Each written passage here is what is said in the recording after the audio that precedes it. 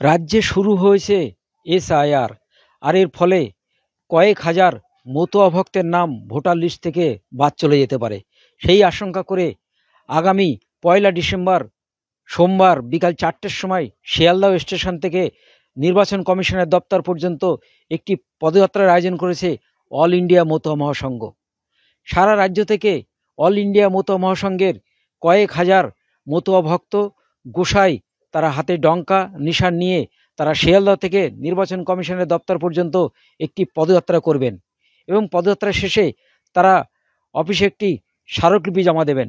নিঃশর্ত নাগরিকত্বের দাবিতে এ মাসের গোড়ার দিকে ঠাকুরনগর ঠাকুরবাড়িতে আমরণ অনশনে বসেছিলেন মতুয়া ভক্তরা। 13 দিন অনশন চলার পর অভিষেক বন্দ্যোপাধ্যায়ের নির্দেশে সেই অনশন প্রত্যাহার করেন মতুয়া ভক্তরা। তখন তারা ঘোষণা করেছিলেন যে আগামী ডিসেম্বর মাসের প্রথম দিন থেকেই বেশ কিছু কর্মসূচি নিচ্ছেন মতুয়া ভক্তরা। সেই মতো 1লা ডিসেম্বর এই কর্মসূচি বলে জানা গেছে।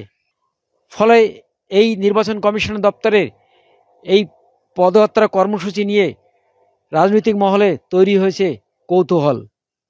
আগামী দিনের দেখার যে আরও কোনো রকম কর্মসূচি নেয় কিনা মতুয়া ভক্তরা, সেদিকে অবশ্য সকলের নজর থাকবে।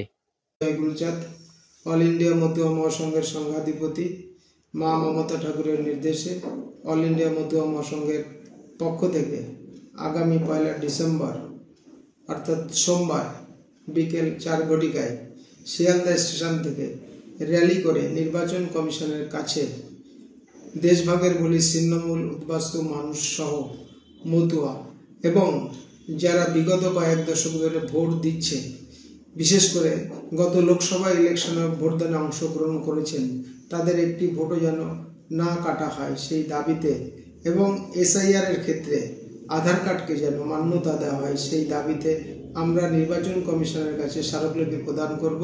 এই স্মারকলিপি প্রদান র্যালিতে আপনারা সকল মতুয়া সাধু গোসাই পাগল দলপতি সংগঠনের নেতৃত্ব এবং অন্যান্য সামাজিক সংগঠনের যারা নেতৃত্ব আছেন আমরা সকলকে আহ্বান করছি।